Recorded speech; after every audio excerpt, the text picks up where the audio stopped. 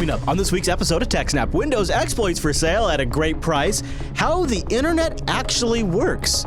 Yes, seriously. And it's awesome. Plus, we solve some of your problems, have a great roundup, and much, much more on this week's episode of TechSNAP.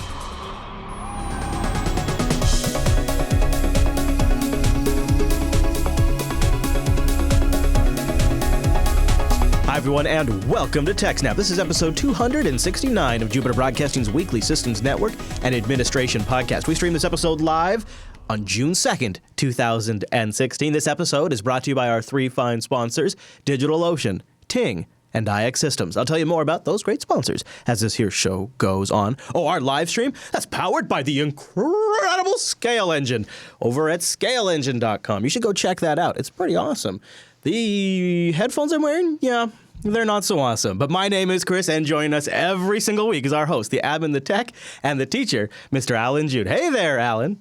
Hey, Chris, everybody. Hello, sir. I like that TechSNAP swag. I like it, Alan. You wearing that TechSNAP swag. Whoa, for those of you listening, there are people who maybe have never even watched this show, right? In fact, probably a large percentage of people have never even watched this show. For a while now, Alan has had a Tetris lamp behind him. It has never really... I've never seen this shape before. It's really kind of going wide. It's sort of going horizontal. Yeah. You know, after it gets older, it starts to sag. Yeah, exactly. So speaking of things that start to sag, the Windows code base, it could be yours for $90,000. That's where our first story starts. No. Oh, okay. Tell me about it. Right. So there's a zero-day exploit for Windows, right? You're not getting the source code of Windows. Yeah. Okay. Yes. Right. I guess you can get for an amount of money from Microsoft, but it requires a non-disclosure. What I was very sloppily saying is you could own Windows. You know, you could own. Yeah. Okay. But it's bad. You would own it, not own it. But anyway. I know. Yes. So if you have access to a Windows computer and would like to have administrator access, or even better, system access, you can buy that. Yes. So there's a new zero-day exploit for sale for Windows, and the author wants $90,000. Not Bitcoin? Nope. Well, I don't know if they converted that from Bitcoin to dollars. Okay. All the headlines I've seen have been equivalent of $90,000. Yeah. A hacker going by the name Buggy Corp is selling a zero-day vulnerability affecting all versions of Windows. So that's 2000, 2003. XP, 2008, 2008 R2, Vista, 7. No. Oh, man. 2012, 2016. This is what I love. I love a good vulnerability that affects all the different releases. That's because really that means that the bug's probably been in the code since Windows 2000. Yeah. Or sooner. Yeah. I don't think anybody bothers to check if it was there in like NT 3.51. Yeah. Meh. Yeah. Yes. So it affects all versions of Windows and allows an attacker to elevate privileges for software processes to the highest level available in Windows, known as system. That actually seems kind of like a low price. The vulnerability, might not quite be the game over scenario you might expect because of that. In this particular case, because it's a local privilege escalation, it means you already have to have access to somebody's machine before you can use it to change from being a user to being system, right? Honestly, I thought it seemed like a low price. I did think so. That makes sense, though. Yeah, because you'd have to already have got access to the system before you could use it. Yeah. That explains why it's only $90,000, because, you'd expect this to have a huge price tag so that you could sell it to the FBI so they could use it against people for stuff. Now, if you... or use it for one case where they end up not getting anything useful. Now you could flip it like a used house, right? You could buy this and then bundle it with something that does get you remote access, and then uses this and then sell that for $1 million. You probably could do that. In particular, the author claims that they will sell this only to one person, keeping that value high, right? And it will include the source code and a working demo of how to do it. Honestly, if I was Microsoft, I would just buy it. That's a question somebody put to Microsoft, actually. Okay. So there's two videos of the exploit in action up on YouTube. The first one shows the exploit working against a fully patched Windows 10. So Windows 10 with like the May security update already done. Wow. And it still works there. And then the second one, interestingly, shows it bypassing all of the EMET features and mitigations. So that's the Enhanced Mitigation Experience Toolkit that is supposed to lock down your Windows machine and make it secure. Yeah. Well, this gets around all of that, too. Yeah. Yeah, you know It's- those, just like that address space randomization, like we talked about. Oh yeah, this just gets around that. ASLR just gets around that. Yeah, just fine. No big deal. I'm watching the videos you talk about this a little bit right now, and it's clearly a Windows 10 machine that they're working on, and now they're in the command line. So Right, but mostly it's showing that it works against fully patched Windows 10. yeah, How much would a cyber criminal or nation state or organized crime group pay for blueprints on how to exploit a serious, currently undocumented, unpatched vulnerability in all versions of Microsoft Windows? Oh, that price probably depends on the power of the exploit and what the market will bear at the time. The reason for the price is so low likely is this type of flaw is always going to be used in tandem with another vulnerability to successfully deliver and run the attacker's malicious code, right? In order to escalate privilege on the machine, you have to be on the machine. So you're going to need some other type of malware or something to get onto their machine first, right? This isn't one you can just exploit remotely against an unsuspecting person. But there's lots of malware that does exactly that, right? There's lots of malware droppers or some things like the Angler exploit kit that are specifically designed to be able to get on your machine and then download the latest malware to use against you. right. Yep. Nice little combo pack there. Yep. The seller claims his exploit works on every version of Windows from 2000 to the latest Windows 10. Jeff Jones, who's the cybersecurity strategist with Microsoft, said the company was aware of the exploit sales thread, but stressed that the claims were still actually unverified. Asked whether Microsoft would ever consider buying or paying for information about zero-day vulnerabilities, Jones pointed to the company's bug bounty program that rewards security researchers for reporting vulnerabilities. According to Microsoft, they've already paid out $500,000 in bounties. Microsoft says does pay for bugs and maybe not quite as much as the black market does for some of them, but Microsoft heavily restricts the type of vulnerabilities that qualify for bug bounties, but a bug like the one for sale for $90,000 would qualify for a substantial bounty reward. Last summer, Microsoft raised its reward for information about a vulnerability that can lead to a bypass of EMET from $50,000 to $100,000. So while the local privilege escalation that's actually at the core of what he's selling wouldn't be worth $90,000 in the Microsoft bug bounty program, the bypass for EMET that's part of it could be worth up to $100,000 from Microsoft alone. Plus, you probably get something for the local privilege escalation as well. So maybe this guy'd actually have been better off selling it to Microsoft. So playing the other side of this, Microsoft can have their public statements about having a bug bounty program and how much they've paid out, but it seems like $90,000 for them when you look at the size of the Windows install base, especially because it spans so many versions. And some of those people are like enterprise customers paying top dollar to still have support. It seems like $90,000 for them would be a steal, especially if they just like talk to them, hey, Frank, I want you to just contact this guy and just take care of this and buy this, and we'll write you a check. Maybe. The other interesting thing is, I wonder if the reason why their payouts are so low is because most of the vulnerabilities that are reported to Microsoft are done by other companies that maybe don't qualify for the bug bounty. I don't know how the bug bounties work if you're, say, a research company that just sits there researching bugs all the time. Like Google's Project Zero and whatever. Yeah. I don't know if that actually qualifies for the bug. I bet Microsoft would love writing Google a check. I bet they would just love that. Yeah. I've seen ones like that. I think it was Google or Microsoft, one of the two. Lost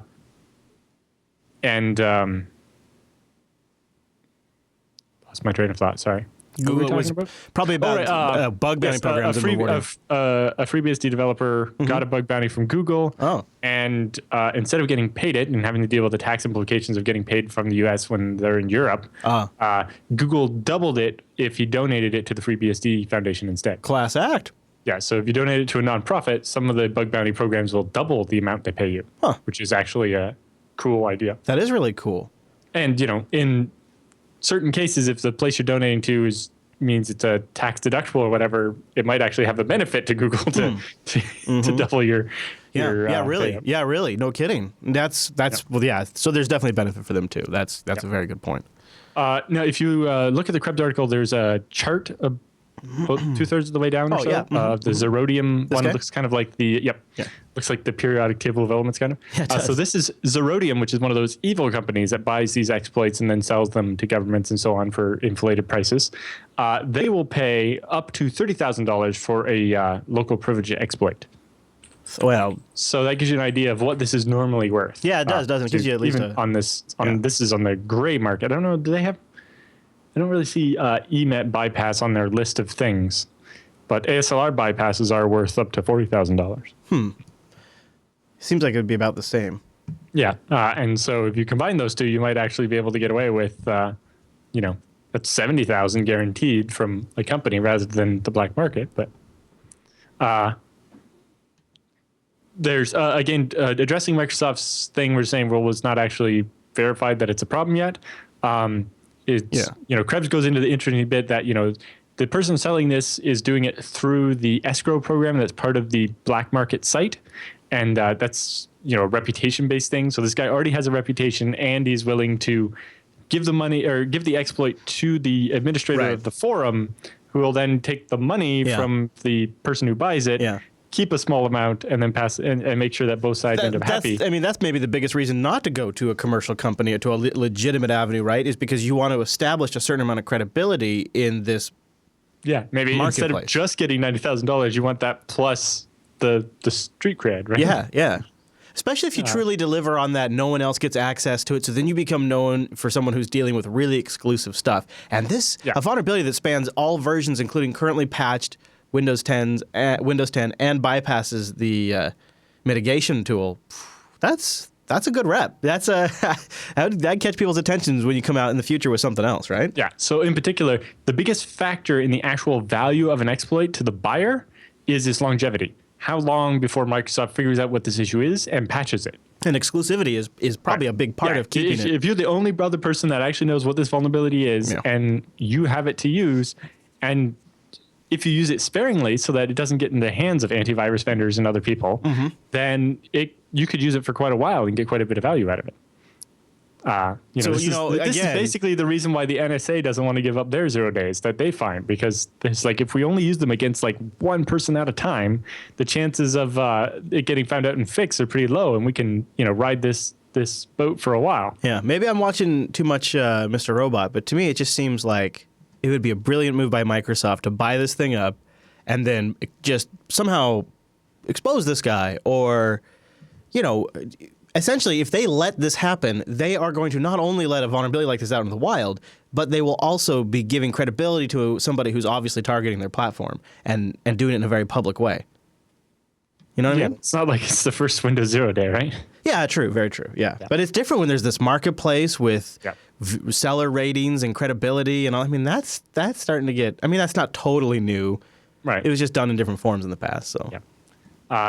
Yeah. So the value is, or the longevity of a flaw like this is directly proportional to how widely the exploit is used. Yeah. If the people that grab it, throw it in an exploit kit and just try to get as many people as they can right away, then relatively quickly the AV vendors will get a hold of copies of it, figure out what the problem is, forward that to Microsoft. There'll be a patch, and although Patch Tuesday for June is probably already locked down, right? The fixes that are going to be in that are already finished, polished, and we'll ship, because that's like next week, right? Yeah. Is it the second Tuesday? Yeah. Mm-hmm. Actually, next week will only be the first Tuesday, so maybe there's enough time to get a fix in for this. It's hard to say. Oh, yeah, right, yeah, maybe. I doubt it, though. I doubt that. Yes. But yeah, and then there's some additional links in here to cover stuff.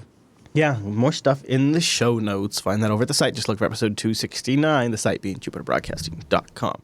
Let me take a moment and tell you about DigitalOcean, first sponsor right here today on the TechSNAP program. DigitalOcean.com is where you go, and our promo code is SNAPOcean. Use SNAPOcean, and guess what? This is pretty sweet. You get a $10 credit. Now, the reason why that's so dang sweet, because they only cost at the base rig $5. $5 a month for the base rig. That's great, because it's $5 that gets you really, really enterprise-grade infrastructure. They have in fact, speaking of their infrastructure, they have a brand new data center. They have data centers all over the world, in New York, San Francisco, Singapore, Amsterdam, London, Toronto, Germany. And they just today, or actually not today, but just today, our first time since we've been recording. Well, late yesterday, so today.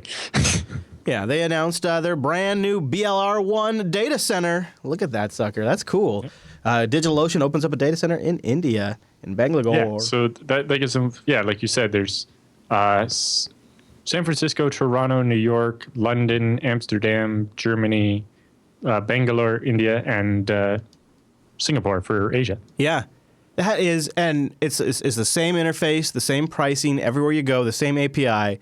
The UI is really, really fantastic. It's the best out there. And it's especially great when you are either an expert and you want to just prepare and deploy a base system, or when you're a beginner. They managed to walk the line where you can be on either side of that spectrum and still find this to be extremely useful. They have a very straightforward API, too, when you're ready to take advantage of. Tons of great code already written around that. $5 a month. You get 512 megabytes of RAM, a 20 gigabyte SSD, because they're all SSDs, one CPU, and a terabyte of transfer. Yeah, well, the great thing is you're not getting 20 gigabytes of one SSD. You're getting 20 gigabytes on a giant array of SSDs. That's super fast. Yeah, it's nice. And then when they have that super fast data connection, too, to the hypervisors. So go check them out at DigitalOcean.com and use our promo code SNAPOcean. And congratulations, DigitalOcean, on another data center. I almost want to just deploy a droplet over there just to say I have servers in India. It just seems awesome to me. DigitalOcean.com. Use the promo code SNAPOcean, and a big thank you to DigitalOcean for sponsoring the TechSNAP program. SNAPOcean, one word, lowercase. And thanks you guys for using that promo code too. That's what keeps us going. Mm-hmm. And Alan, I love this next story, How the Internet Works. That's a great headline right there, and it's a perfect topic for the TechSNAP program.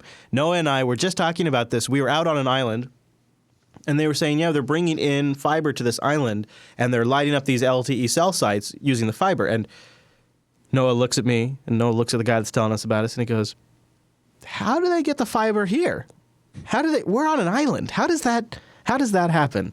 Which is probably part of this story we're going to cover. Yeah. I didn't get too big into the, this is how a boat works. Yeah. I think you could probably find that somewhere else. Yeah. You never know. Love you, Noah. Hugs and kisses, Noah. All right, so tell me about this. Yes. So, the internet's this crazy thing, and it's great. So ours put together this 7,000-word story on how this works. Covers quite a bit. Obviously, we can't cover all of that in the show because each episode of TechSNAP, the show notes is usually a little shy of 3,000 words. So this is more than 2 whole show notes put together. But it's got lots of good pictures, too. But it actually gets into some of the interesting details and stuff, and the actual technology behind it. It's not all puff, right? There's a lot of actual detail and stuff that even I didn't know at first. But how does it actually work? Have you ever thought about how the cat picture actually gets from the server in Oregon to your PC in London? We're not simply talking about the wonders of TCP/IP or pervasive Wi-Fi hotspots, though those are vitally important as well. No, we're talking about big infrastructure, the huge submarine cables, the vast landing sites, and the data centers, and their massively redundant power systems, and the elephantine labyrinth of last-mile networks that actually hook billions of users up to the internet.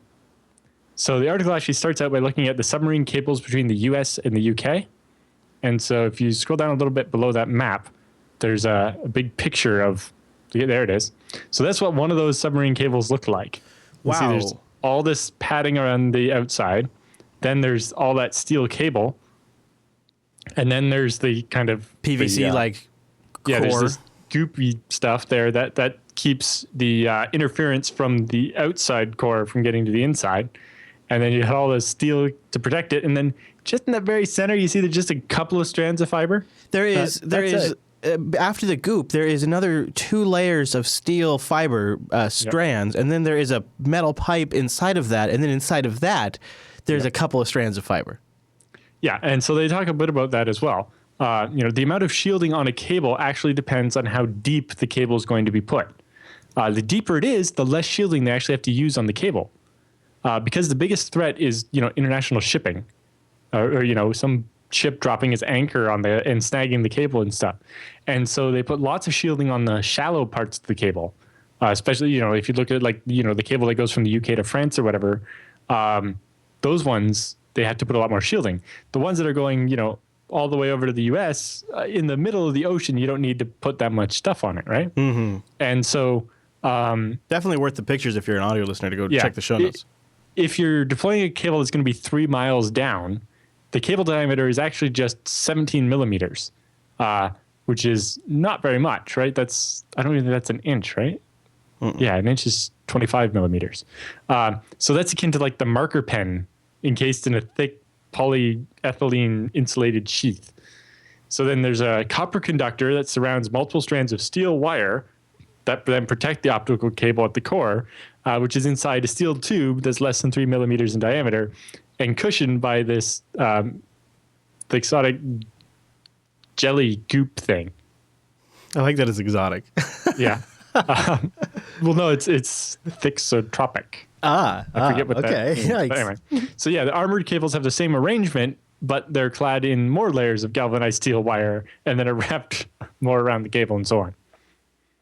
But we'll get to it in a few minutes. But the interesting thing is, like, one of these huge cables that cost huge amounts of money to make, and there are only 8 fibers inside of it. Yeah. That, I thought, for some reason I had a visual that it was thick of fiber. Like, I just thought it was...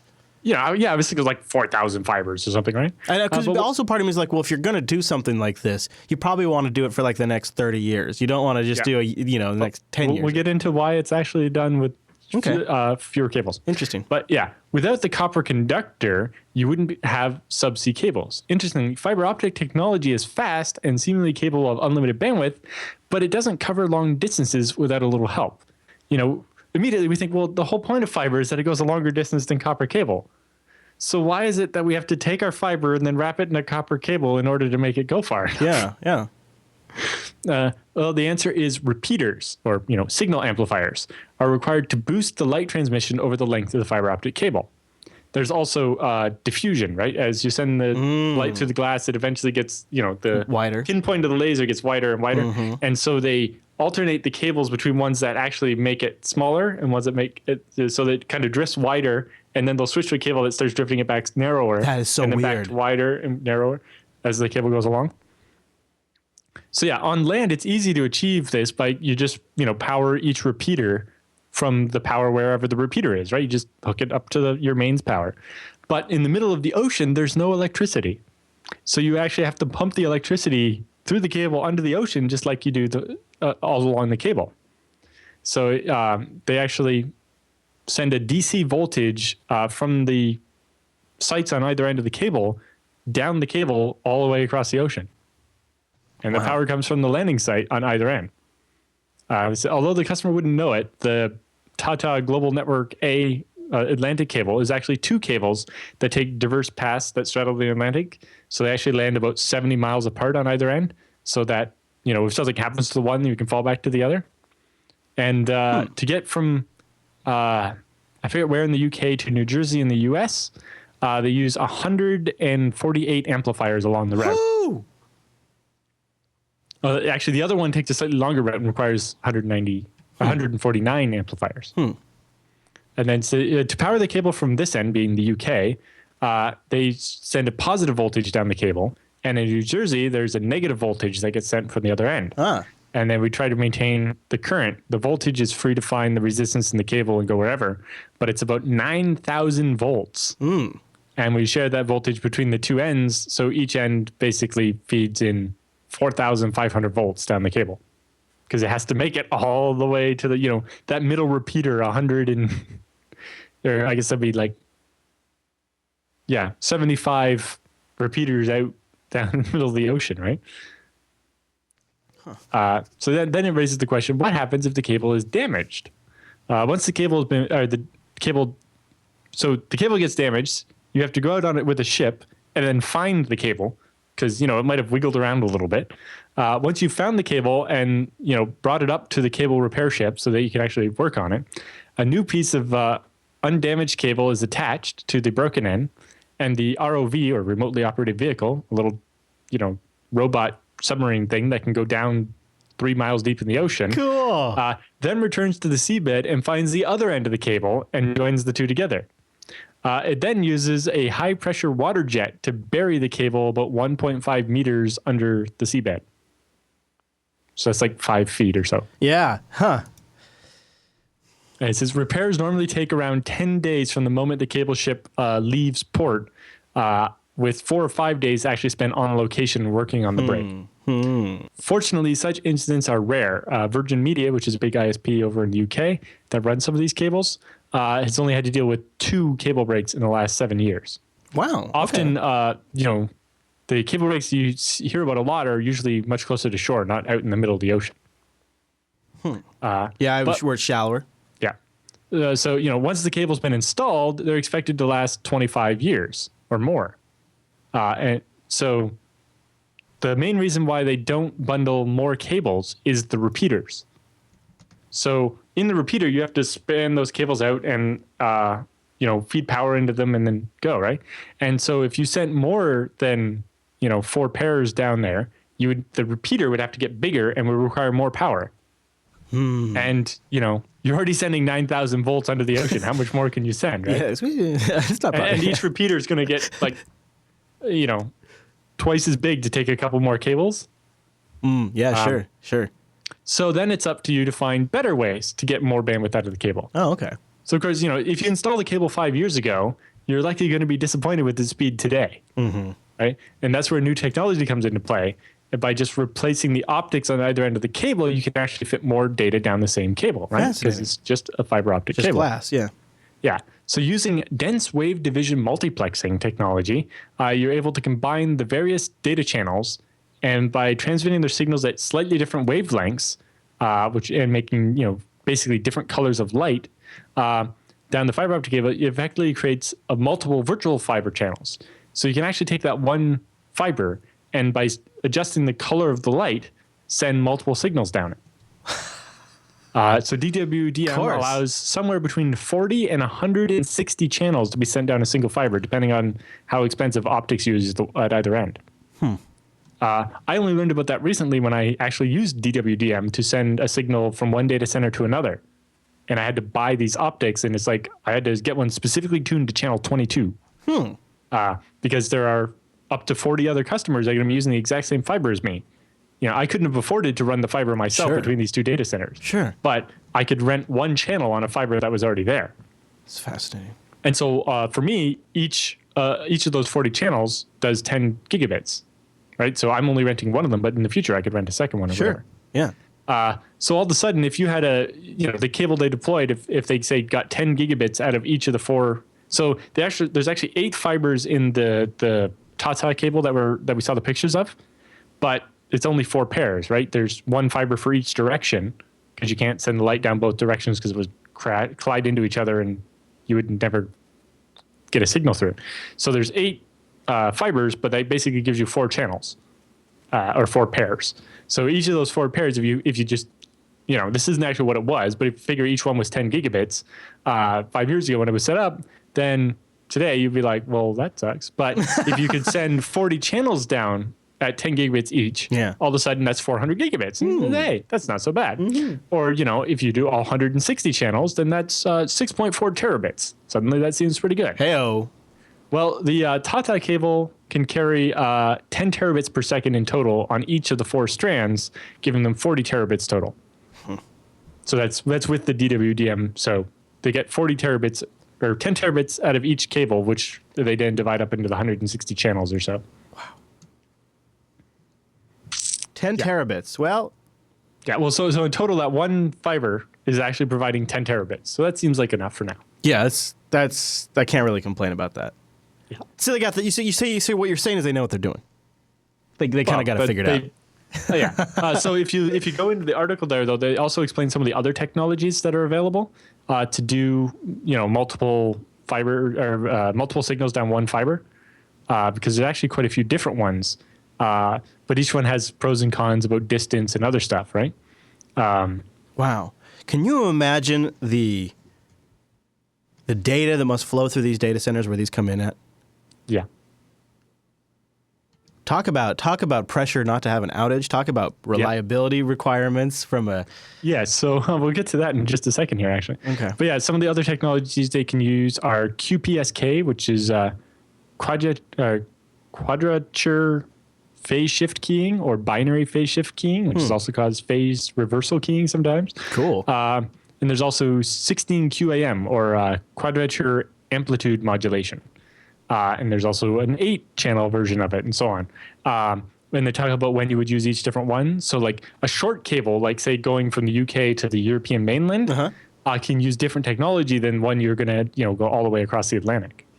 That makes sense, really. And of course, the right tool for the right job. And you don't need something as expensive either, because I'm sure... Right. The fancier, the one that can do more bandwidth is going to cost more money. Exactly. So, and since, the cable's got to last 25 or more years, but the gear at either end you could replace after a couple of years. Right, so you buy the cheaper one now, it's going to be good enough for 5 years, and then replace it later on. Fair enough.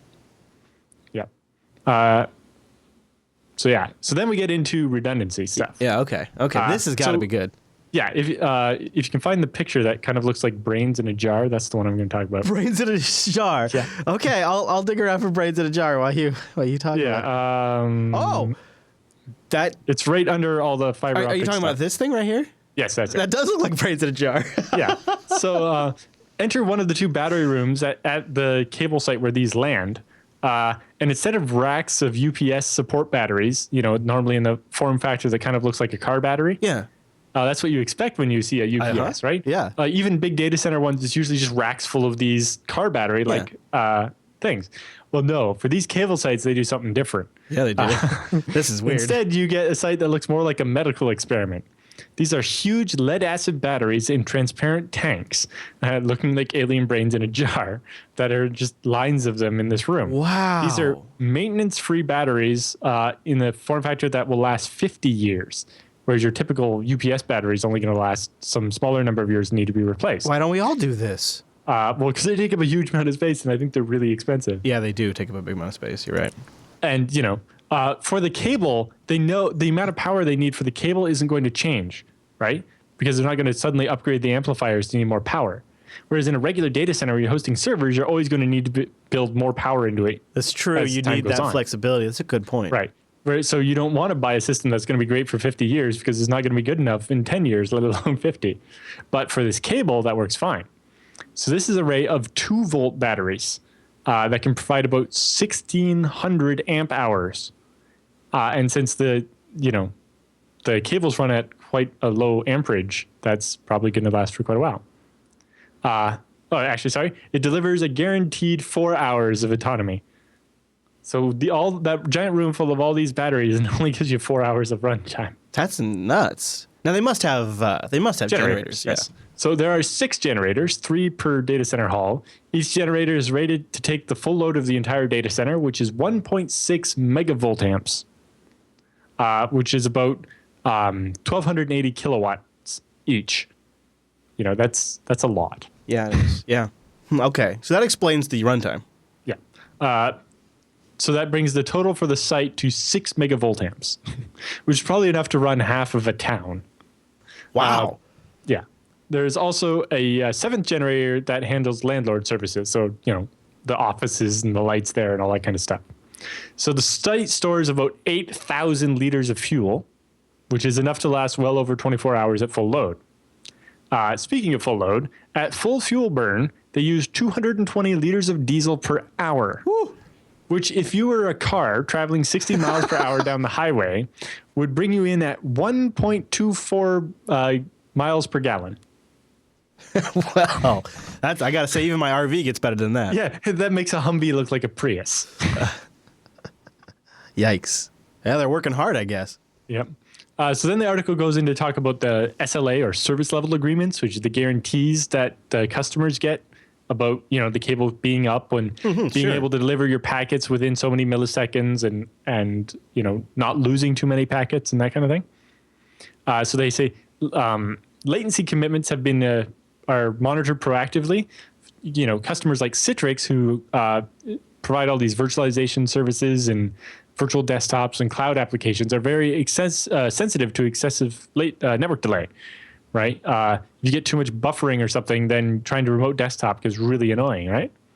Whereas other clients appreciate the need for speed, like Formula One. Tata Communication handles all the event networking and everything for the live broadcast and everything from all the Formula One events. So they have to actually go to every racetrack when there's going to be a Formula One event there and build the network that's going to be used by the official race and all the teams and drivers and so on. Wow. And they talk about all the stuff they have to do for that, and they have some great pictures of the knock and all that kind of stuff. Yeah, this is a super great. No wonder why it's so freaking long. Yeah. They got some really great footage, and they answered some really interesting questions. Mm-hmm. And some good hardware porn in there, too. Look at all this. Yep. Look at all that. Lots of stuff from the data center. There's some talk about multi-protocol label switching versus IP and why they use most of the packets that go across the transatlantic cable are actually being routed with MPLS instead of TCP/IP and BGP. So there's TCP/IP and BGP inside the packet, but the actual routing across the cable is done at a different protocol that's actually lower level than TCP/IP and allows them to make certain decisions or decide that this traffic is more important, or this traffic should definitely always end up at this end of the cable or something, or this one should always take the slightly longer route across the cable.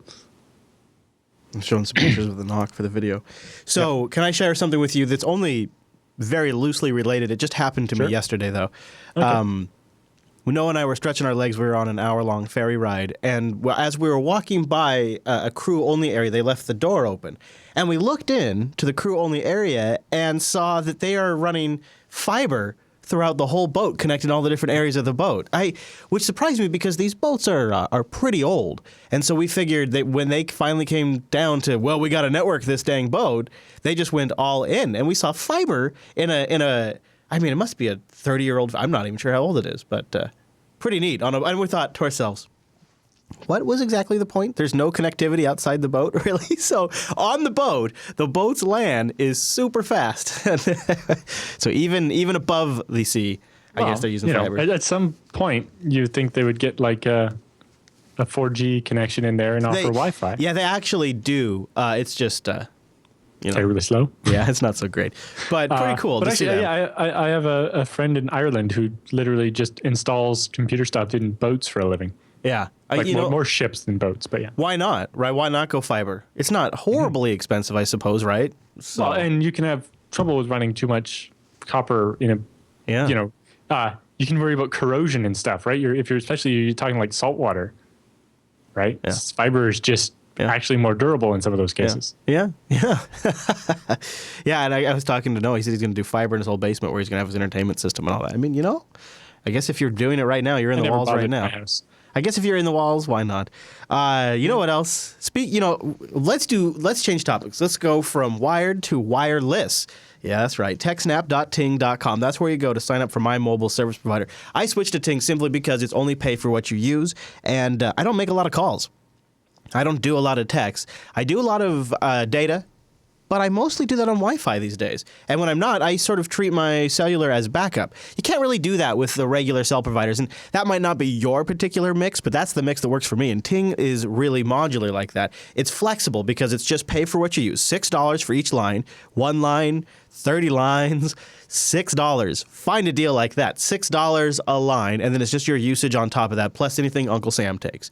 TechSNAP.ting.com will save you $25 off a device, or if you have a compatible device, and you just might because they've got GSM and CDMA networks, yeah, then you can just bring your device over, and they'll give you a $25 service credit. Average monthly bill per device is around $23. Now, that's for a smartphone that you own outright that's unlocked. Whoa! $23. TechSNAP.ting.com. Go check that out. Also, for you cord cutters like me, they have a series of cord cutter posts, and this one's good, educational favorites for cord cutters. And that's actually kind of nice because one of the things I do miss, even though it's kind of crappy these days, is like the History Channel and Discovery Channel and like the Military Channel and, just like the historical stuff where you could go watch something that was kind of interesting and somewhat educational. It's not really like that anymore on TV, so it's not like I'm missing out on much, but they've sort of highlighted that same kind of stuff for cord cutters, more closer to what I'm actually looking for. And I like this, and they also have a spot specifically for kids, which can sometimes hit you hard when you're doing cutting the cord. So they have a great blog you can follow from time to time, and just reading that, going to TechSNAP.ting.com and learning more about them helps us. And look at some of their great devices. Like this Ansitel One Touch Idol 3 they're doing a giveaway on. If you want to know more about that, go to their blog. It's pretty easy. They got a GSM 4.7-inch screen, and also I guess they also has a 5.5-inch model. That's pretty cool. Mm-hmm. And so they're doing an unboxing and a giveaway. You can find out more about that to get the free phone. When you get a phone from Ting, either you bring it or if you buy one from them directly, you own that phone. It's unlocked. It's yours. It's not like part of some sort of well, if you leave early, then you have to pay the missing amount, the remaining amount. And if you don't, then you have to give us back the phone and just pay this amount. And you also, if you get this phone, even though we're not putting you in a contract, you do have to get device insurance on this. And it's also is an 18-month agreement. Mm-hmm. Stop playing around that. Just that game sucks. TechSNAP.ting.com. No more, my friends. TechSNAP.ting.com. Yeah, go check them out.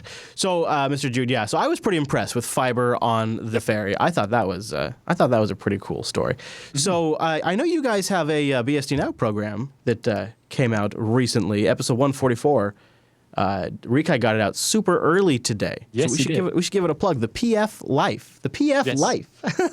So this is an interview we did. The last of the interviews we did at Asia BSDCon in Tokyo earlier this year, and we have an interview with Christoph Provost about working on PF and FreeBSD. Oh, man. Now, that's got to be applicable to a lot of the interest of our audience because PF comes up all the time, both BSD Now and TechSNAP. There's a bunch of interesting things about fragment handling and IPv6 and all that kind of stuff. Holy smokes. That's a killer interview. Check it out, guys. Episode 144 of the BSD Now program. So then the article goes on to talk about how to actually connect your house to the internet, right? The last mile. And it covers all the different technologies that have been used there over the years. So there's this great diagram that kind of shows how your house is connected usually via like twisted pair copper to a distribution point, that green box somewhere down the street. Yeah. And then that goes to maybe a bigger box somewhere. And then that eventually gets back to one of those hub sites, a building for the telco. And then that gets on the metro fiber and actually connects to like a data center. And then it goes out to the internet, right? The jawbone's connected to the... Yeah, exactly. Yeah. Okay.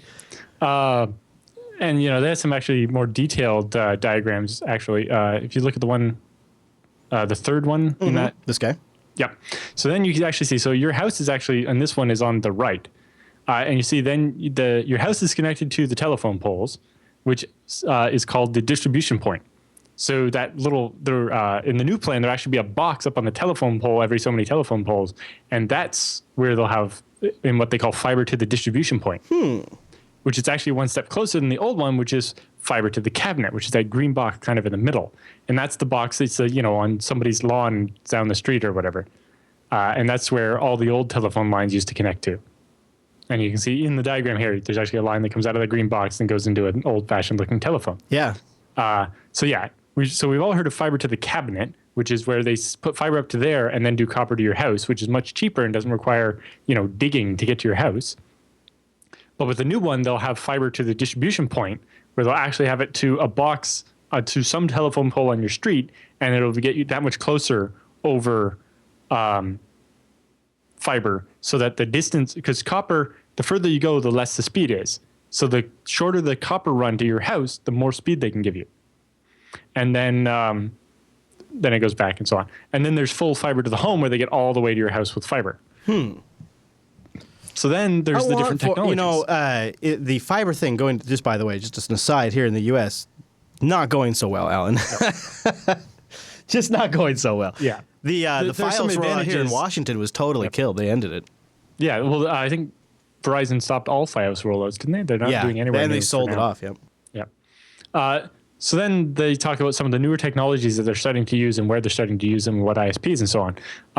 But, everybody's familiar with the old ADSL, but now they have VDSL too, which allows speeds up to 78 megabits per second. So that's not that great, but it's, that's plenty for now. It's a lot better than a lot of people have, especially in the US. As is the case with the older DSL or ADSL and ADSL2, you end up with a DSLAM. But instead of that DSLAM being in the central office, the bigger building that's then connected to these distribution to the green boxes, sure, the DSLAM is in each of those green boxes. So that's by putting it closer to you, you get more speed over the existing copper. Okay. So it's not completely retrofitless. They do have to change the port that actually goes into your house, but that's it. Mm-hmm. No digging and a lot less of an install setup. And so it's a lot cheaper than doing full fiber to the home. And it gets people enough speed for now. They have these. So that's VDSL2. Then there's DOCSIS, which is very popular in the US and elsewhere. And that's basically data over cable service. right? So that's giving you your typical cable modem. And that currently Virgin Media in the UK does 200 megabits or 300 megabits for business. Ooh. But the standard there can actually go to 400, 500, or 600 megabits per second. Yeah, isn't it funny, though, how that always is the case? And it always seems like the standard goes much higher than we ever see in implementation. Right. Well, it's because the DOCSIS takes you back over copper to one of these green boxes, which only has so much bandwidth going into it. The other thing is the distance. Right. If you're close to the green box, sure, you can get more speed. But, as they move those boxes closer to people and put out more of them, then when they can maybe actually get more of the speed. It's funny, though, how you always hear those numbers and then the actual implementation. It's like LTE, right, and 4G. Well, that too. It's like, so the DOCSIS standard can handle up to 600 megabits, but that's if you are, if the green box happens to be on your yard.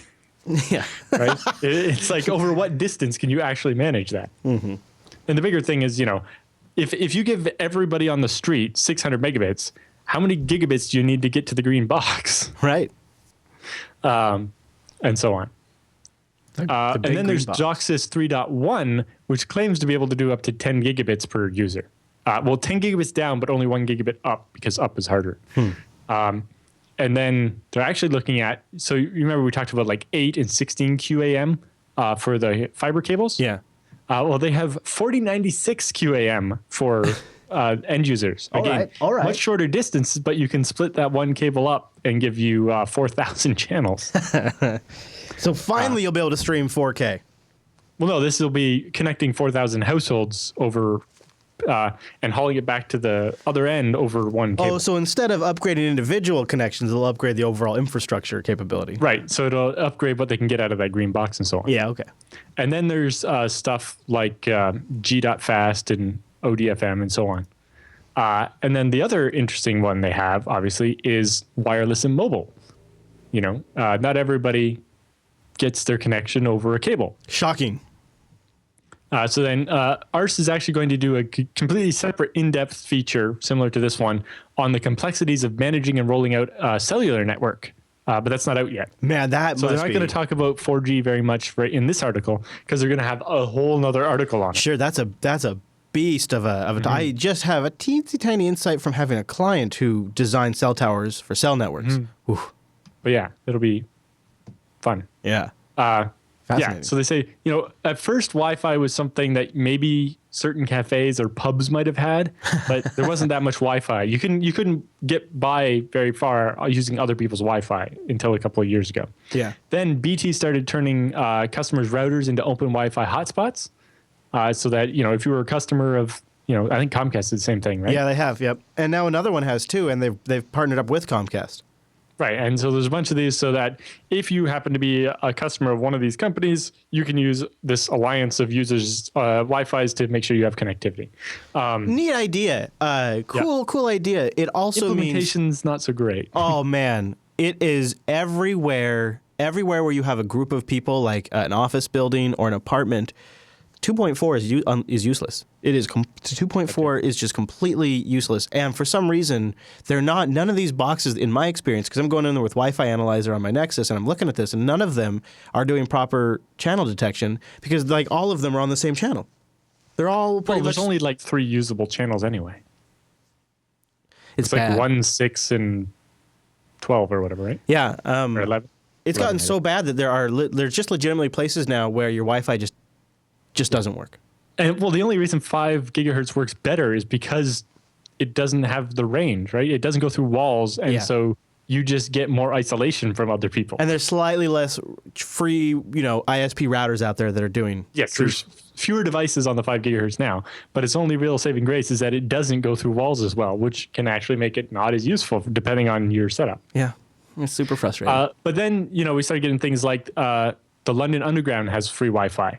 And then Virgin Mobile in the UK started doing smart pavement blocks. So they replaced manhole covers with this special resin that's transparent to radios, and started putting Wi-Fi in the pavement.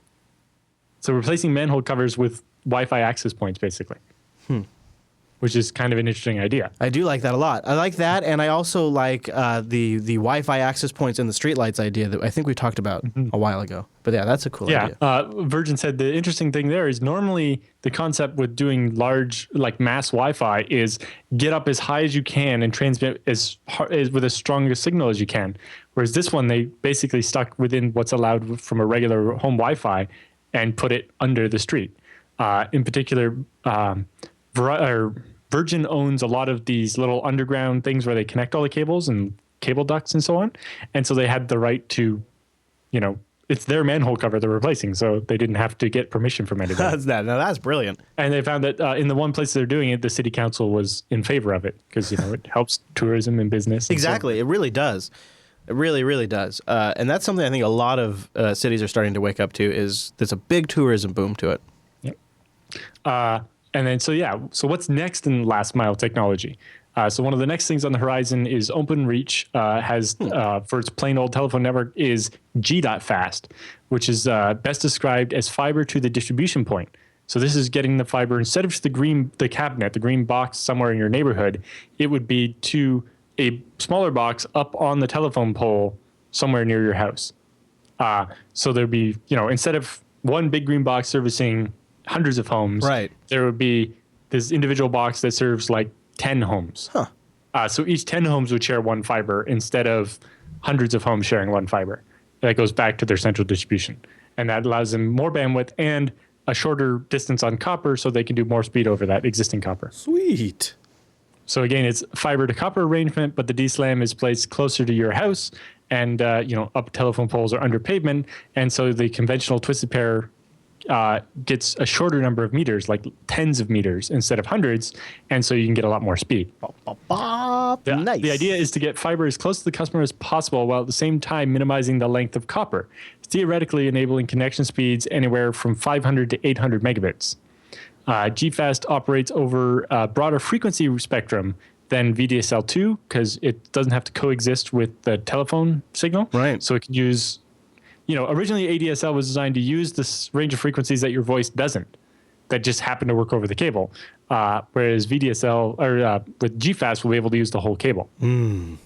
Excellent. And so longer cable lengths have even more impact on its efficiencies. So keeping it short is ideal.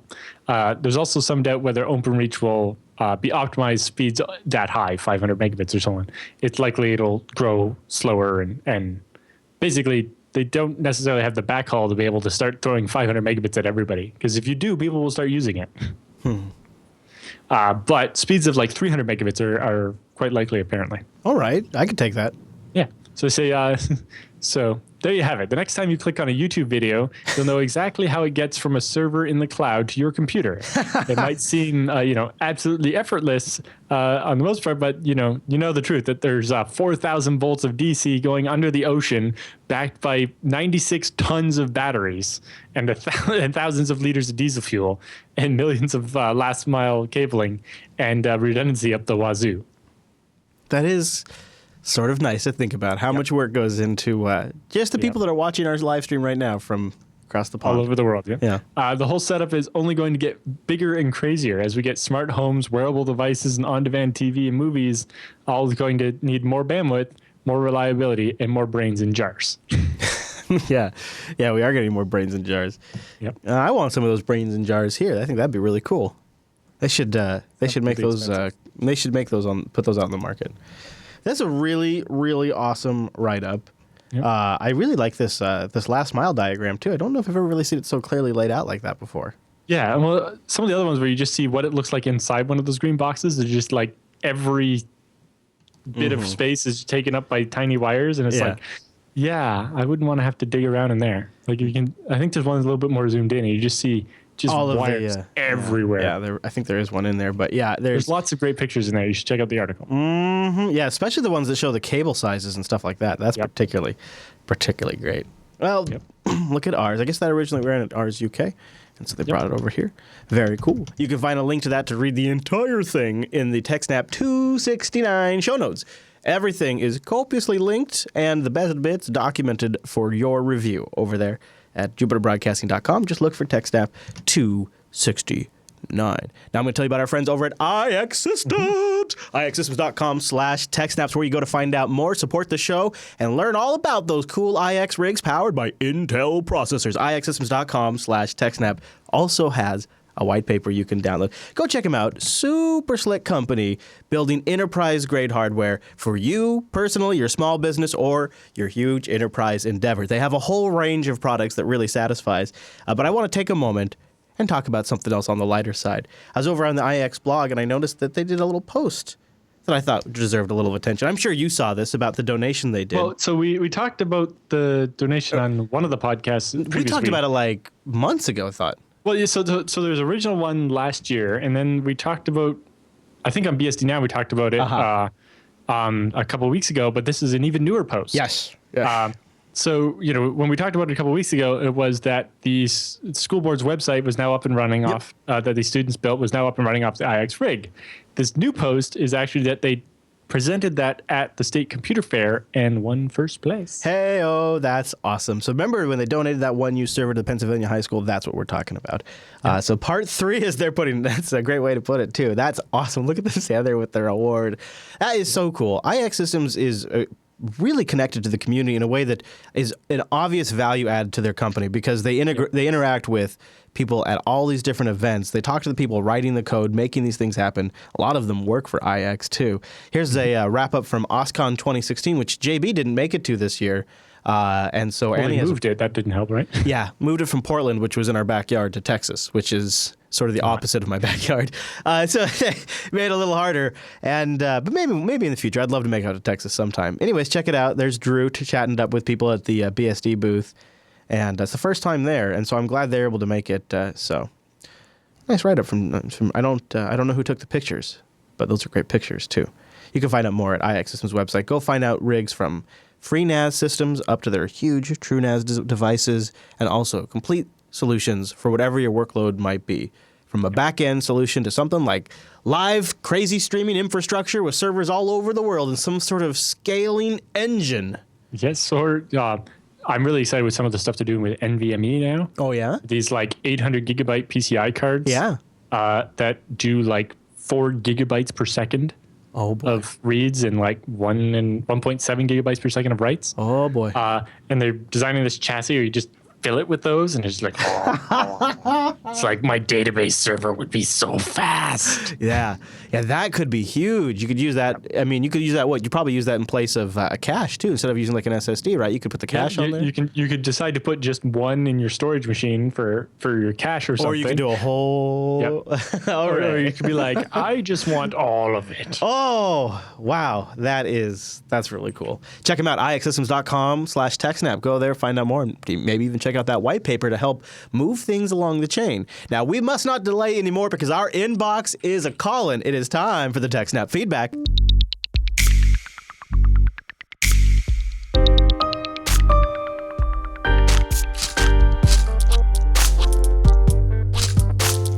Thanks for sending your emails to TechSNAP@JupiterBroadcasting.com or popping that contact link at the top of the Jupiter Broadcasting website. Or maybe you even started a thread in our subreddit at techsnap.reddit.com. Our first email this week comes in from Mr. Zach.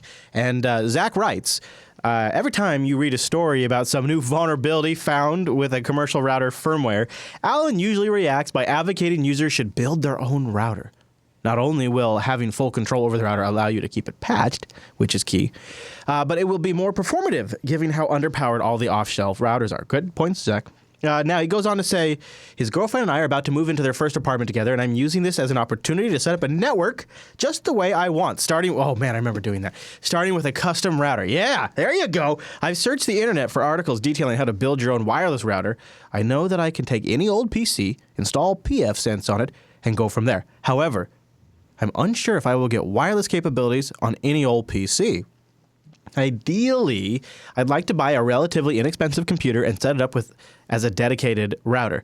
It should have more than one Ethernet port, allowing me to connect to a networking switch to it. And I'm wondering if you guys could have any suggestions on what would be a good option to buy, along with any additional resources or setting up as securely as possible. Thanks so much. Keep up the excellent work. I've been a long-time TechSNAP listener, and I never miss an episode. Boy, that sounds like a fun project. What do you think, Alan?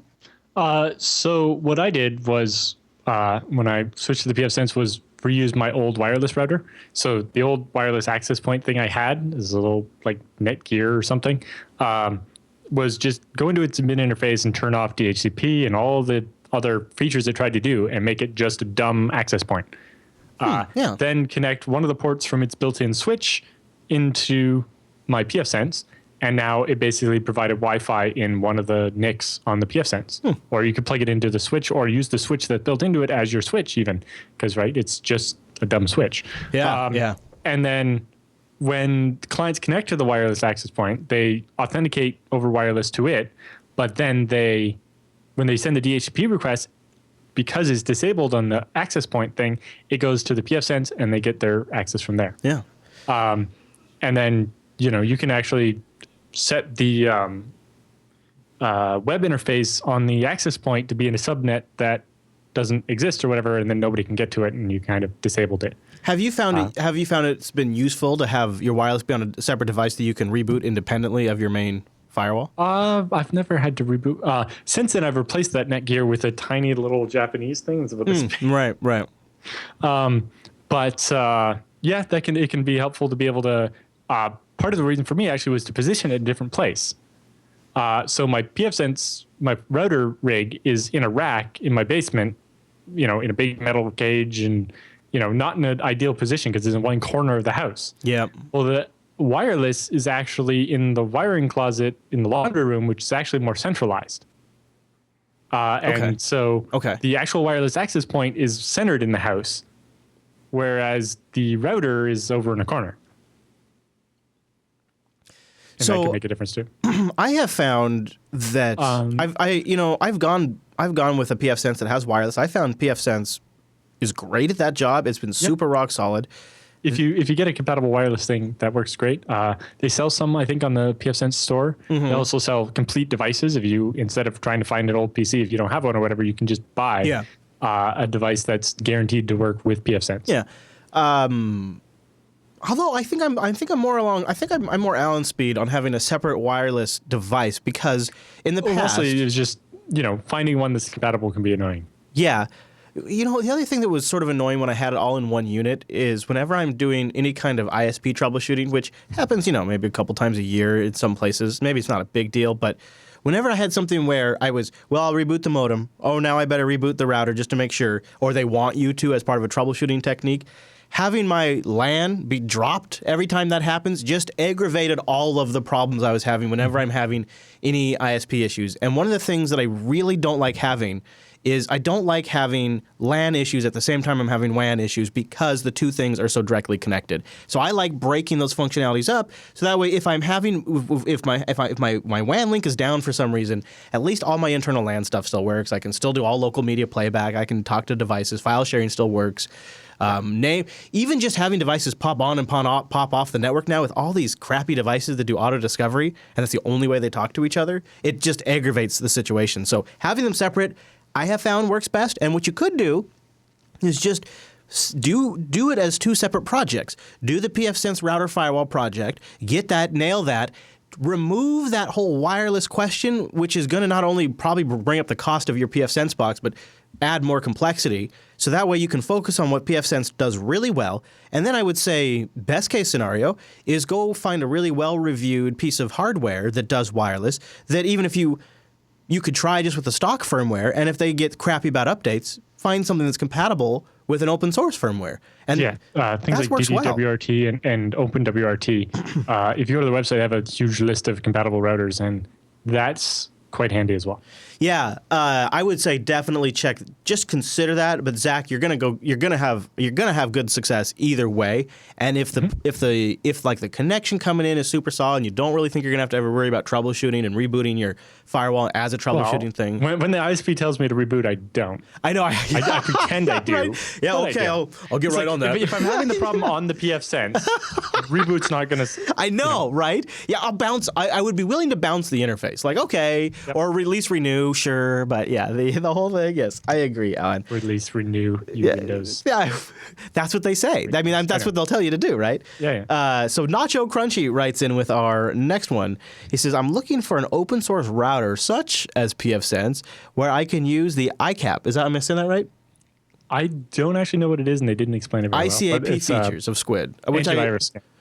Right. And he wants something that'll do antivirus scanning of the traffic. Do you know of any ready-built proxies such as pfSense or IPFW where I could use it as an ICAP client? I'm testing data loss prevention where the DLP, that's what data loss prevention server is, content scanning. So what do you think, Alan? Normally, for the actual firewall, so like PF or IPFW, there's a system called divert or divert socket where you can actually send the packet out into userland to have scanning in that, and that's how a lot of the Squid-based proxy stuff works. So if there's an ICAP feature built into Squid, there is a Squid module for pfSense, and so it shouldn't be that hard to get from that to what you're looking for. Point A to point B. Yeah. Yep. Although to customize too much, you start getting away from what's supported by pfSense. Although I'm sure they would love to build in this DLP type feature. But in the meantime, you might have better luck by going with vanilla FreeBSD, setting up PF similar to the pfSense, and then divert to Squid and then configure the Squid in the DLP. But in general, then yeah, that should just work. It's a common feature of both the firewalls and FreeBSD. All right, Mr. R writes in with a question about proper backups. I have a couple of DigitalOcean servers that I run a few small websites off of. Thanks for the hookup, by the way. And thanks to Alan's influence, they all run FreeBSD. However, DigitalOcean doesn't offer the backups on those machines. As the websites, I wonder if that'll change soon. As the websites use WordPress and other database-driven technologies, I would like to arrange backups. I don't need super crazy solutions, just daily for a week, once a week, for a month, and one a month for a year, or something like that.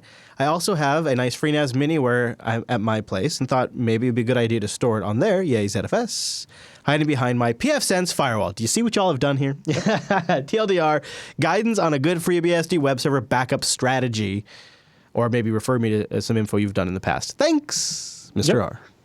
So because your DigitalOcean will be UFS, although UFS actually does have a limited snapshot capability, so your best bet there is actually to take a snapshot on UFS, then back up the whole system from that snapshot, because that way files that are changing during the backup will all be recorded as exactly how they were when the snapshot was taken.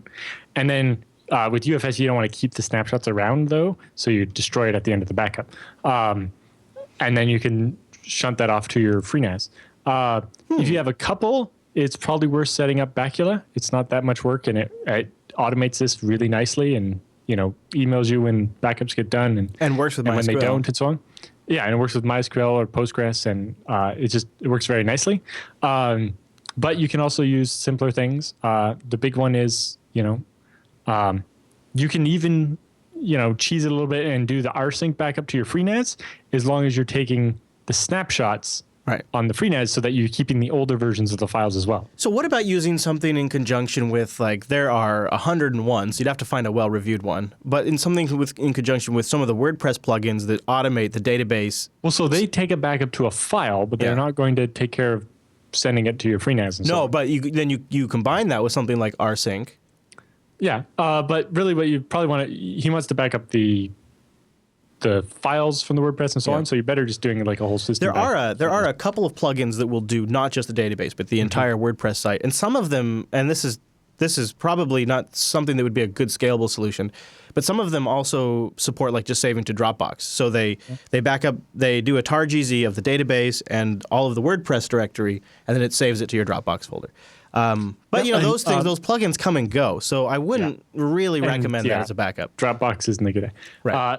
There's also obviously TarSnap, which is specifically designed to back up your FreeBSD box. Well, it works on Linux and Windows and everywhere else as well. It works very nicely, and it's has a really, really smart deduplication algorithm so that it detects, when a file changes, it doesn't have to send the whole new version of the file. It can actually figure out what changed. Yeah. But it doesn't do it quite in chunks like regular blocks. It has a dynamic block size to actually find the smallest version of the change, instead of just saying, oh, this 4K of the file definitely changed and this 4K of the file definitely changed. So it's really complicated math in there, hence why it was built by a mathematician. But TarSnap works really well as well. Yeah. So Samuel Yeah, writes the big thing is you want it offsite and you want to keep that history like you were talking about. And Bacula is definitely the easiest way to get all that. But TarSnap works great too. Bacula is going to be the one that gives you the most realistic, like bulletproof, reportable, trackable solution. And the easiest way to configure, I want to keep this many weeklies, this many dailies, this many monthlies, etc. But realistically, what you're trying to do is you're trying to get a snapshot of the database and the WordPress directory or wherever the web files are at and get them off the box. And that could be a simple bash cron job and an rsync, and you do the snapshots on your FreeNAS. I don't know if it's still around or still any good, but back in 2002, what I used was a little shell script called Flex Backup. Maybe it was Shell or Perl, one of the two. And it created these daily, weekly tar files. Okay, and one more idea. Drive on the same machine. One more idea. Just because they're already DigitalOcean droplets, you could also, if depending on the data centers they're in, take advantage of private networking and spin up another droplet that runs something like Backup PC or Bacula, and then run that over private networking, which would not go against your transfer count and would be secure. I mean, that'd be another way to go. And then you could that's not taking advantage of your FreeNAS Mini, but that's another option too. Yep. So, all right, Samuel writes, and speaking of FreeNAS, he's got a question about... Well, I guess the other one is if DigitalOcean gets around to... ZFS? Having GFS-based droplets, depending if you have enough RAM, then you just take a snapshot and replicate the whole damn thing to your FreeNAS. Exactly, which I wouldn't be surprised if that's not going to happen one day. Exactly. So it may just solve your problem. But in the meantime, Samuel has a FreeNAS slowdown we can help. He says, hey guys, first-time caller, long-time listener. I've enjoyed your show, and I like Alan's explanations on exploits and the hacks in the news. Now onto my problem. I have been having trouble with my FreeNAS setup ever since I started using it. Transferring a large number of files causes the transfer to slow down and then stop. When I first started testing FreeNAS, I had an AMD rig with 20 gigabytes of DDR3, no ECC, an AMD Athlon X4 8060K, 6 hard drives consisting of 2 3-terabyte Western Digital Reds and 2 2-terabyte Seagate NAS drives, and 220 gigabyte 10K WD Raptors to hold the FreeNAS. Now, I had to set it up. The only pool with all 4 drives on a RAID, I had it set up with a RAID Z1, and would get tests about 100 megs a second, but it would start copying, when I'd start copying over all my photos to it over CIFS from my Windows box, it would go for a few minutes, then it would just stop. It got to the point where then I figured it was because of the fact that I was using a non-server hardware. Maybe I need to get ECC RAM, and maybe I need to get an Intel NIC. So I bought and acquired a Supermicro machine, an Intel Celeron CPU, 8 gigabytes of DDR3 with ECC. He talks about the SATA card he got, which is a Sybia? How do you say that? Sybia? No idea. Never heard of it before. With all of that set up, I have installed 2 4-terabyte Western Digital Reds, 1 3-terabyte Western Digital Red, 4 3-terabyte Seagate NAS drives set up in a RAID Z2, and then I have 6 500 gigabyte drives in a RAID Z2, and that handles my jail for OwnCloud. After all of this, I still have the transfer issues, even when transferring from my laptop or my desktop, and the only way to get files over to it was to use Roadkill's Unstoppable Copier. In total, I copied 5.4 terabytes of data to it and ran multiple checks on the transfers to be sure that I was all copied over to it. I know I need more RAM, but I'm currently just trying to use it for how it is now, and in about a month I should have enough money to maybe double it up. Any help would be greatly appreciated. Thanks, Samuel. I wonder why it's hanging like that. I have seen this in the past too, where, and specifically from a Windows machine, I was doing a backup of a lot of files, and it would start transferring slow, and then pause for a really long time, and then go very slow after that. And I tried Terracopy at the time to just keep retrying. So this was similar to a problem I was having, and if I recall, it was like an I/O. When I looked at the system, there was some I/O hang-up. I can't remember if it was a bad drive or not enough RAM, but essentially, it seemed like I was writing to a cache, and then when it would start to write to the array, it never could catch up. Right. Yeah, so there's a couple things you can look at on the FreeNAS. If you do zpool space iostat space 1, it will print out every 1 second how much is reading and writing to the array. And in general, for ZFS, what you should see is no writes for 4 or 5 seconds, then all the data that is in the cache being flushed out in 1 or 2 seconds, and then back to zeros until you do more writes. Or if you're really throttling it, you should see hundreds of megabytes every second as it's writing as fast as it can. It is a little weird that you have quite an array of different sized hard drives, but in that case, you're just going to use 4, 5, 7 drives at 3 terabytes each, right? it's not clear whether you have two separate RAID Z2s, separate pools, or all in one. But again, the worst case you're really going to get is the performance of the lowest drive in those arrays, and there should still be plenty. So yeah. He also remember he has two separate SATA controllers too for this thing. Like yeah. It has two separate PCIe 2 SATA controllers. Plus, I guess he's using some of the onboard SATA ports because he has listed here 13 drives and only 8 ports of SATA controller. So, but all of that should work fine. So the other one is if you run gstat, it will show for each drive the number of IOPS of reads and writes and the number of milliseconds it takes on average for each one. Oh, good. And if you see one drive that's saying it's taking like 1,000 milliseconds per write, that drive is probably hosed. A good way to test, if you do zpool, the pool name, or sorry, zpool offline, the pool name, and then the drive that you think is faulty, it will offline that one drive, which because you RAID Z2, you can do that up to 2 drives without losing any data. And then if your performance all of a sudden gets fixed, you know that drive is obviously bogus. If it doesn't, zpool online, pool name, that drive, turn it back on. That's and probably that way, yeah, look at latency. 20 gigs of RAM now. Well, no, that was before. That was the first one. It went from 20 to 8, and both times had the same problem, which is weird. Yeah. But it looks like does that smell like a bad drive or does it smell like RAM? Well, it's hard to say because he has... well, it definitely doesn't smell like RAM. Like the downside, if you have too little RAM, then ZFS will alternate between reading and writing more frequently.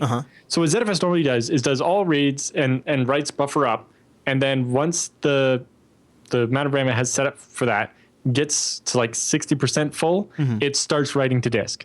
The idea is that ideally you would do reading, and then every 5 seconds you would stop reading, do all your writes as fast as you can, and then go back to reading. Right. And this gives much better performance. If you have too little RAM, you're going to have to switch back to doing writes a lot more often in order to get to free up the RAM to be able to take more writes later.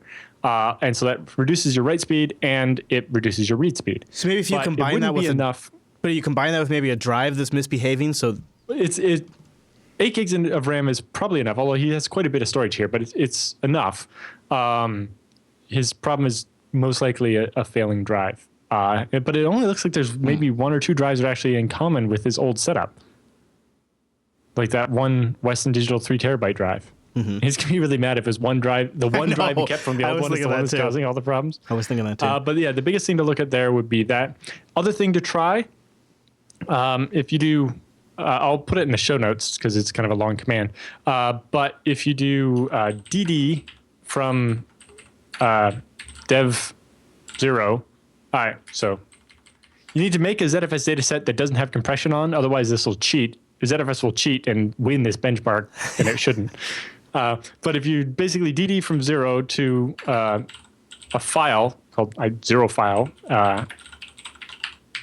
and this will basically make a 10 gigabyte file and see how long it takes. As it's running, you can press Control T to see what the progress is. And, if it's not hundreds of megabytes a second, then the problem is on the FreeNAS.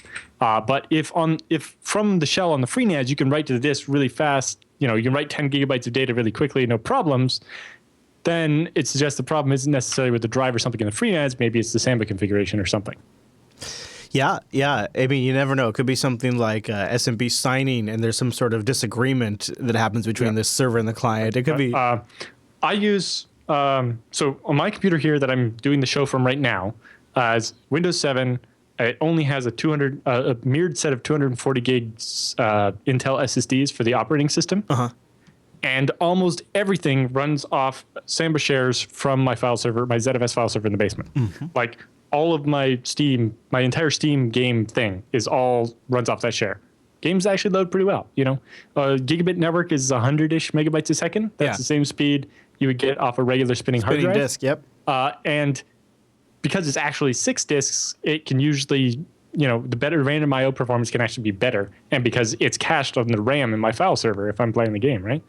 But like I run, my Firefox profile runs off of it, so if it was slow, it would kill me.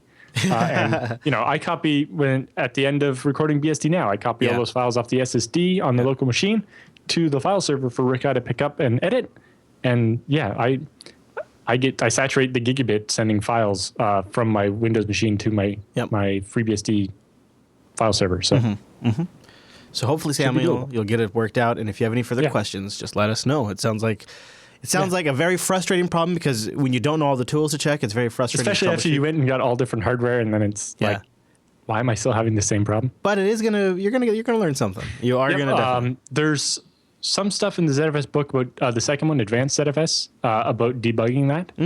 Definitely check out zfsbook.com. There you go. And check out the Advanced ZFS book. And it has some more tips on there, including some dtrace scripts that actually tell you exactly how long it took to flush the right buffer each time and how big it was. And there's tips in there about sizing it differently and tuning it. Like there's one case where I was actually replicating a data set from a pool back to the same pool because that's what a customer wanted, even though I was like, well, I can do a clone and it won't require this. No, it has to be completely separate. Anyway, so I did copy 10 terabytes of data from the pool to the same pool. And it's like, well, because by default, the maximum size of the write buffer was like 4 gigabytes. Well, my array was really fast. So it would fill that up really quickly. And then pause reading right at 4 gigabytes, which would take less than a second. And then read. And it was like switching back and forth really quickly and not giving great performance. Well, by telling it, hey, store up to 24 gigabytes, and only when that's full, write out to the disk. Right. Meant that it only wrote out now like once every 10 or 15 seconds. You got about 25% better performance. That's pretty slick, Alan. Now, normally with production load, you don't want to have up to 15 seconds of data not actually written to disk in case the power goes out or something, right? Or the machine crashes. So normally you wouldn't want to do that, but you can adjust it to get what you need and what you're willing to accept in the case of a problem. In this case, it was copying data that was already on the drive to the drive. So if the power went out and I lost 20 gigabytes of data, it was not going to matter at all. Well, I wanted to just take a moment and say thank you to not just Samuel, but everybody who wrote in this week. Because we had a couple of low weeks of email, and I was like, well, I'm not sure if we'll have enough emails for our double snap. So we put out the call last week, and wow, we got a lot of emails. I still got probably 8 unread emails in my inbox. But we have enough email for this week and for next week's show, and it really means a lot to us because we really like answering these questions. It's interesting discussion. It's new ground that we get to cover in the show. It's sometimes retreading stuff that we have new opinions on and new takes on, so it's a good follow-up if you've been listening for a while. So we really thank everybody who emailed in. If you don't hear your question answered this week, be sure to tune in next week because we're going to read a whole other batch that came in and tune in the week after that. And you can keep sending your emails in because we eventually do get to inbox 0. So go over to jupiterbroadcasting.com/contact and choose TechSNAP from the drop-down or email us directly, techsnap@jupiterbroadcasting.com. But with the feedback all done, that means it's time for the TechSNAP Roundup.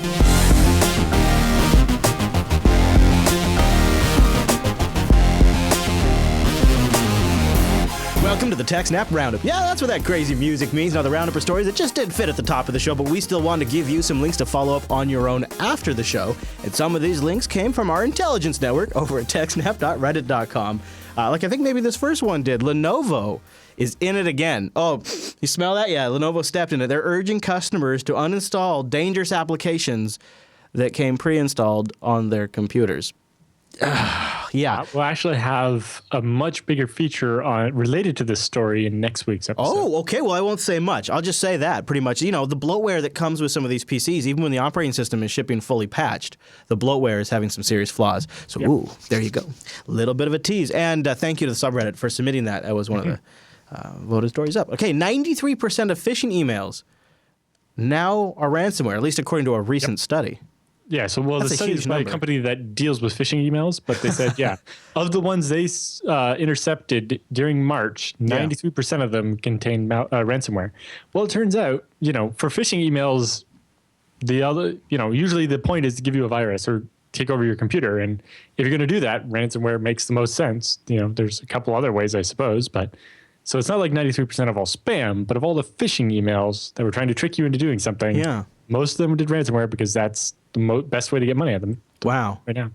So this is amazing how fast it's climbed, too. It was up from 56% in December and less than 10%. Ransomware is kind of made a big splash. And there's a lot of little things that have come together to make it possible. This story just won't die. TeamViewer is denying a hack, but slews of machines have been remotely compromised, even machines with dual-factor authentication for TeamViewer. Yes. The Reddit thread that I have linked as part of that story has a bunch of people claiming that they had, long, unguessable passwords that they didn't reuse anywhere. Whereas TeamViewer is saying, well, there's some clients that got hacked, but we were definitely not compromised. They were just password reuse and stuff. And it's like some people saying, well, I have two-factor auth and a password I don't use anywhere else, so it definitely wasn't that. Yeah, I think it was like Doug, a Twitch streamer. He had his machine remotely compromised on his birthday, and they logged into his PayPal account because it was saved in Chrome, and because they just got access to his desktop and spent $3,000 on gift cards via PayPal. I would suggest, not saving your password such that anybody that sits down on your computer can do that. I would also suggest not keeping $3K in PayPal. Yes. It doesn't necessarily have the money in there. They could spend it from his credit card, right? Oh, true. So, yeah, if you have it linked or checking even, yeah. Yeah, you drain everything. Now, there's also, did you hear about the DNS thing that TeamViewer has going on right now, which is kind of weird? Yeah, so TeamViewer's DNS was screwed up during some of this time, stopping people from getting through. Them being compromised. And now some people said they were getting redirected to Chinese servers. Now, TeamViewer's come out and said, no, that's not true. But our DNS got DDoSed. We were DDoSed, but we never were redirecting anybody to China. But how can they really say that if they were taken offline and somebody else was answering during that time? Well, it wouldn't have been someone else answering necessarily. It's hard to say. Yeah, it is. I don't understand. But yeah, you might want to turn TeamViewer off for a couple days until this sorts itself out. But they've reiterated there's no security breach at TeamViewer. They say that it was a DDoS that took down our DNS. And sure, but do they, I know. How seems can like you they might truly not say have that? checked hard enough. Yeah. But yeah, definitely, don't save your password for PayPal in your browser such that anybody that sits at your computer can do that.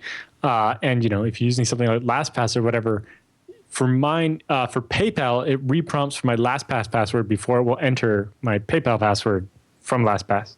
Huh. I don't do that for every site, but for financial stuff, you have to re-enter my LastPass master password in order to get access to the password. Good thinking, Alan. To the PayPal. Good thinking. Well, our PayPal has access to a lot of things. Yeah, that's a nice precaution. So tell me about this one. All your disk images belong to us, says an appeals court. This sounds like a bad precedent. Yeah, so apparently the government got access to this guy's... so the guy got in trouble, and the government took a copy of his hard drive and all of his files, and eventually that case was over. And later on, they were able to use that same copy of his files against him in a different case. Oh. Whereas he says he was appealing that, saying that the government should have had to destroy all the files not related to the first case once that case was over. They had no probable cause to keep the rest of my files. They're keeping it around, which implies they have a sophisticated system to recall that kind of stuff, too. Well, or they just, usually they have rules where they can't destroy evidence, right? They have to keep it in case there's an appeal or whatever. In this case, it sounds like they actually did have to get a second search warrant to search the files for the second case. And in that case, you can see how, I guess, that's allowed. But yeah, so if the government images your hard drive, they can keep it forever and use it against you in the future as well for unrelated cases. TrueCrypt in particular, use that. In particular, this may have impact if you're encrypting your drive. Okay. If, say, 5 years from now, the government suddenly has a way to break that encryption. Yes, which we know they have held on to things and then retroactively gotten access to them. So if you had a 1024-bit RSA key on your GPG back in the day, now that's not quite so good. In a couple of years, they might be able to just read everything that was encrypted that way. So that's why you got to keep ahead of this, because it's not just that I need nobody to be able to get these files right now, but if they did get them, they need to not be able to open it for at least so many years, right? Yep. Of course, it isn't possible to predict what the advances will be over the next couple of years. Now, so that's kind of a bummer, but here's a good side of the government. NASA just released 56 patented technologies into the public domain, including that super cool aerogel stuff, which I'm looking forward to that. Also, a means of weakening the shock wave strength in the leading edge of vehicles traveling at supersonic speeds. That seems like a big deal for the military. Not just that, if we were going to ever have supersonic airliners again. Right, sure. A downlink data multiplexer? Yep. Get more bandwidth out of space. Yeah. And then, of course, a few other things like a mono-propellant, which is a rocket engine with fewer moving parts, and that sounds and less potential points of weakness, which sounds pretty awesome. Also, a dusty plasma thruster. Also, a method of converting nitrogen oxide waste into fertilizer. Holy smokes, that's great. This is there, and that's just some of them. That's just the highlights, really. There's even more in the link if you guys want to read out. So good guy, NASA. That's good to see. All right, now we go over to Threat Post, back to some usual shenanigans with hackers, bugs, and even some extortion. Yes. So this is one where hackers are finding bugs in corporate software security systems and then trying to ransom the data off back to the company and then calling it a public service. It's like, so, we found this bug and we're not saying that if you don't pay us, we'll give away your data, but it'd be really nice if you paid us. Yeah, you might want to do that. Yeah. According to IBM's X-Force researchers, that is. All right, now I like this one. A cluster of mega breaches compromises a whopping 642 million passwords. MySpace, Tumblr, and Fling are on the list, joining LinkedIn. So less than 2 weeks after 177 million LinkedIn user passwords surfaced, researchers now discovered 3 more breaches, including the sites I just mentioned, bringing the total up to 642 million. All 4 of the password dumps are being sold on dark web forums by piece _of_ mind, a user with 24 positive feedback ratings. Boy, talk about that, huh?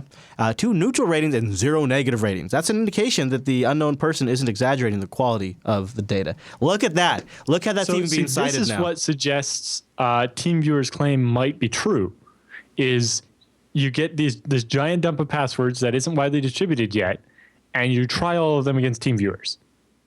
Although, you try to log in to other sites with that giant list of known bad passwords. Yeah, some people, though, did in those threads specifically say, I only use this password with TeamViewer. Right, and so maybe that's not the case. MySpace. Oof. Yeah, somehow I don't see that big of a cross-section between those, especially like hopefully nobody's still using the same password they used when they signed up for MySpace. But in general, this is the type of thing where you see a lot of these password reuse hacks is all of a sudden all these passwords come out combined with an email address, and you immediately go and try all of those on other popular sites and get what you can get. To me, too, part of the story here that's worth noting, especially since we just talked about this earlier in our show, is even ours is now using those dark web markets and the ratings and reviews as something noteworthy to comment about the attacker. Whether this is just some guy claiming he's got all this, or if somebody's selling it and they have enough feedback that it's not only giving this attacker credibility in the dark web community and marketplace, but also, and so thus amongst his peers, but also now in the media. And there go the reader, which shows you, I think, how these ratings and these marketplaces are going to be playing a very significant role going forward for people to know if you're credible or not. And I think interesting note. Okay. I just think that's it. I think that's just a noteworthy. Mm-hmm. In the chat room, WWNSX reports that, I deleted my MySpace years ago. Doesn't mean that MySpace actually deleted your data off their server, though. And so it's entirely possible that your old password was still compromised because MySpace just deactivated your account rather than actually deleting it. And so, when you ask a company to delete your profile, it doesn't actually guarantee they destroyed any of your data. I wonder if one of those, I can't remember the names right now, but there's those websites you can go to and you can put your username in and find out if it was, or your password in and find out if it was in the compromised list. And there's some legitimate ones out there that you can actually trust. I don't remember the names of them, but you might keep your eye out to see if some of those get updated with Most of the time, you would only want to give out your email address, not the password. Well, also, the other is most of them, because the passwords are usually at least somewhat hashed, they can't easily tell if your password was what I would do, just for safe measure, is put your date of birth, credit card, and social in there too, just to make sure you're covered. So you can search the whole database. In fact, if you just want to email that to me, no, don't do that. Okay, this next headline honestly looks like it should be from a blog, but it's from, it is a Microsoft TechNet blog, I guess. Link to ransom. Yeah, so this is a heads up about a self-propagating ransomware. So this is quite an advancement here. That means basically, it's a malware that when it infects your computer, it automatically starts spreading to other computers. So, if you, say, are on a company network it'll start putting copies of itself on shares so that other people will click on it and then get infected and spread. So apparently, this one is quite well done and kind of high end. A link to ransom. So it's called Win32 Cryptor. Is that what they called it right there? I'm trying to look at that. They called it Ransom Win32. Oh, Z-Cryptor. Yes, Z-Cryptor. Z-Cryptor. Ooh, watch out for Z-Cryptor. But there's more over there on the Microsoft TechSNAP blog if you want to read about it. So Image Magic's not done, having some fun. And Graphics Magic's having some fun, too. Yeah, so in the previous one, we talked about how, in SVG, you could put a certain string in and it would cause it to run this other program and you could inject a command line. Well, it turns out you don't even have to do that. If you put the URL as pipe a command, it will just run it. No. Yeah. Okay, go pat your ass, everybody. You have been warned here on the TechSNAP program. Okay, so the impossible task of creating the best VPNs list today. Our writer set out to make a list of reliable VPNs, and it turns out this task is complicated. Yep. So instead, after months of working on it, they gave up and instead just listed the criteria you should use because trying to actually pick any of them or endorse them is just impossible. I could imagine. Most of the other lists you find will be full of affiliate links, and so they're just suggesting this company because they'll get paid for it. And most times, no matter how much the VPN claims that it won't log everything, you can't ever actually be sure. I like that they're busting maybe some misunderstandings about VPNs. And the other one is, if you think a VPN you're paying for is going to provide anonymity, it's like, well, you're actually creating this direct link between your credit card and... Yes. Yeah. Yes. Great. This is neat. I've been thinking more and more about this as I think about maybe setting up a VPN on my phone because I use Wi-Fi all over the place on my phone. Yes, and that was the other one I mentioned is one thing you might want to consider is if you're using the free Wi-Fi at Starbucks, you don't want to be hijacked by Bob, the Starbucks guy. So our last roundup story this week brings us to a new era. I mean, think about what this article is about to talk about and just sit back and imagine the task that Google is taking on. Google is teaching its driverless cars how to be bigger assholes on the road, according to Gizmodo. In fact, they've been looking at different honk algorithms. And the efforts laid out on Google's May self-driving car report, which described the honk as the self-driving car's voice. But instead of human method of honking, reflexive, irrational, aggressive, Google assures us that driverless cars will be unfailingly well behaved. Our self-driving cars aim to be polite, considerate, and only honk when it makes driving safer for everyone.